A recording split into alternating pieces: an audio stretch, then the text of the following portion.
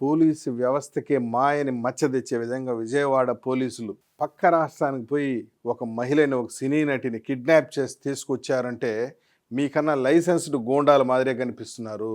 మీకన్నా వీధి గూండాలు నయం అనిపిస్తూ ఉన్నారు.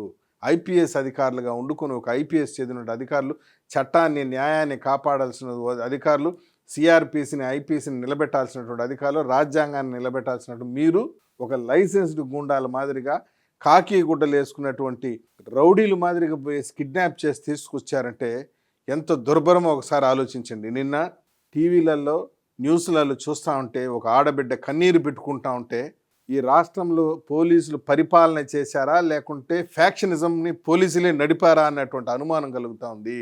ఎవరికైనా కష్టం వస్తే పోయి పోలీసులు తలుపు తడతారు. పోలీసులే కిడ్నాప్ చేస్తే ఎక్కడికి పోయి ఉంటారు ఈ రాష్ట్ర ప్రజలు?